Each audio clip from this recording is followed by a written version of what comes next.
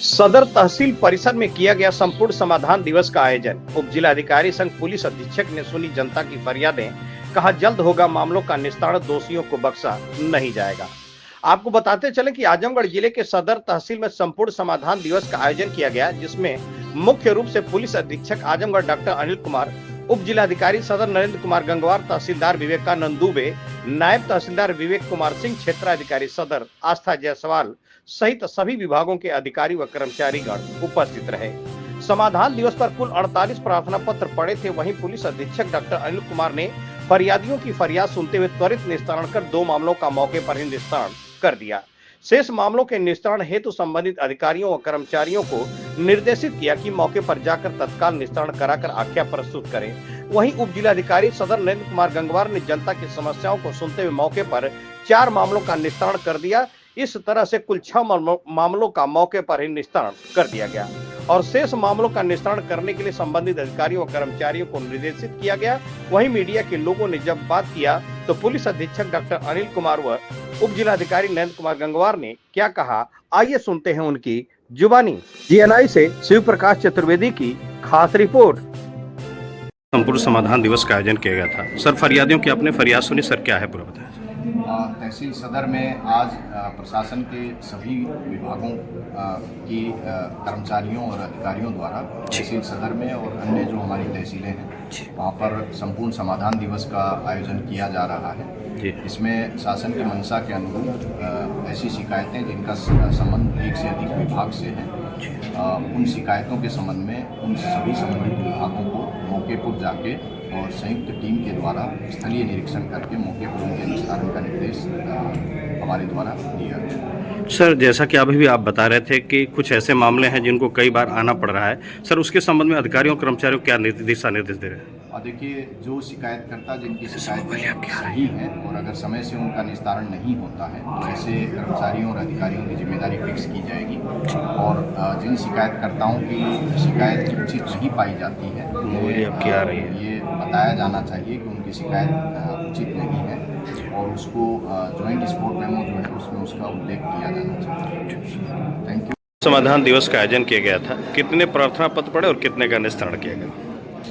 आज तहसील सदर में आयोजित संपूर्ण समाधान दिवस में कुल 48 प्रार्थना पत्र प्राप्त हुए, जिनमें से 6 का मौके पर ही निस्तारण किया गया, शेष 42 अवशेष हैं। इसमें से 41 प्रार्थना पत्र राजस्व विभाग से संबंधित हैं, 3 पुलिस से, 2 विकास से संबंधित हैं, 2 अन्य विभागों से। जी सर, संबंधित अधिकारियों को सर क्या निर्देश दिया गया?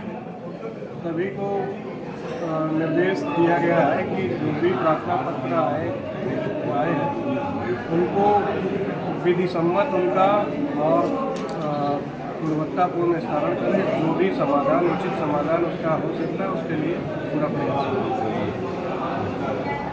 वो हम सब लोगों को क्लियर होना चाहिए। थाना दिवस और तहसील दिवस का उद्देश्य ये है कि यदि कोई प्रकरण एक से अधिक विभागों से संबंधित है, जितने भी विभाग यहाँ पर उपस्थित हैं, अगर एक से अधिक विभाग से संबंधित कोई इश्यू है, मुख्यतः उसके लिए तहसील दिवस और थाना दिवस का प्रावधान किया गया है। सभी विभाग अपना अपना काम तो कर ही रहे हैं, सभी लोगों को पता भी है कि संबंधित विभाग का ऑफिस और अधिकारी कर्मचारी कहाँ पर बैठते हैं, वहाँ तो समाधान हो ही रहा होगा।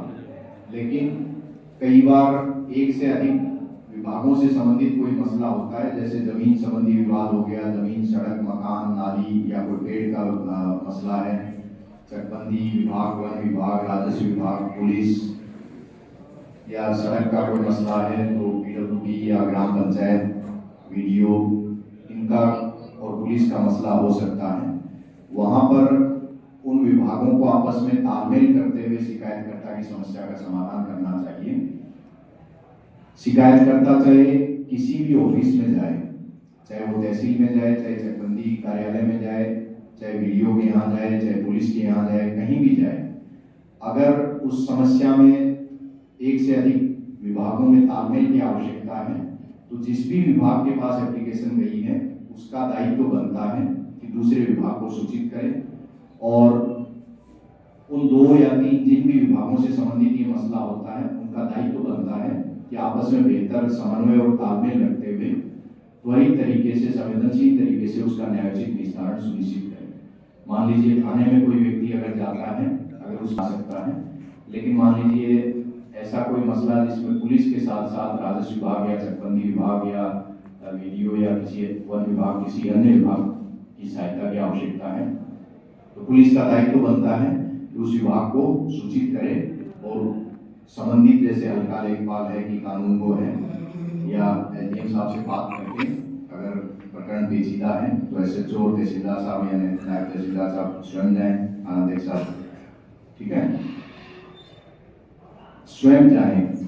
और अगर किसी फरियादी ने हमें शिकायत कर दी, चाहे वो खुद आके करे किसी विभाग में या डाक के माध्यम से प्रार्थना पत्र प्राप्त हो, चाहे उच्चाधिकारियों के माध्यम से प्रार्थना पत्र प्राप्त हो, चाहे वो पुलिस के हों, चाहे प्रशासन के हों, चाहे जिले के हों या जिले से बाहर डीआईजी साहब है, कमिश्नर साहब है या शासन से कहीं से भी आए, अगर डाक के माध्यम से या आईजीआरएस से या सीएम हेल्पलाइन किसी भी स्रोत से शिकायत प्राप्त होती है जिसमें 1 से अधिक विभागों के समन्वय की जरूरत है, दूसरे विभाग को सूचित करना चाहिए और उसके बाद ये इंतजार नहीं करना चाहिए कि फरियादी को फिर थाने अलग से आना पड़े, तहसील अलग से आना पड़े, ये नहीं होना चाहिए।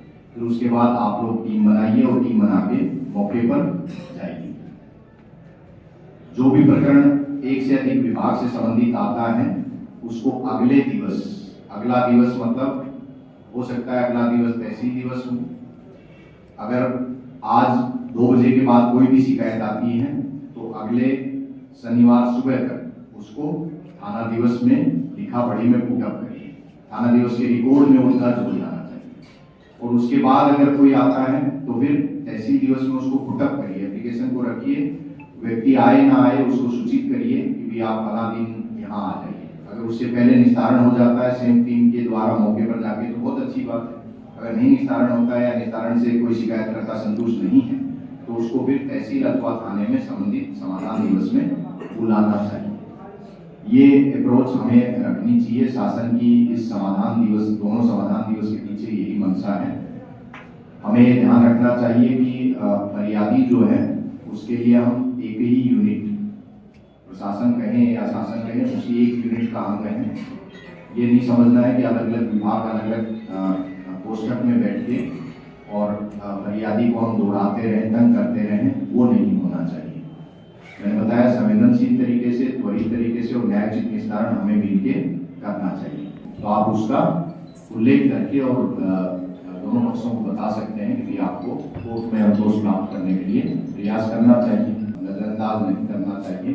अगर कोई पक्ष ऐसा करता है तो उसमें पुलिस विभाग से तालमेल रखते हुए यानी एसडीएम साहब के संज्ञान में डाल के उसके विरुद्ध एफआईआर दर्ज करके फिर कड़ी कार्रवाई करनी चाहिए ताकि आगे से कोई इस तरह की चीज ना करे।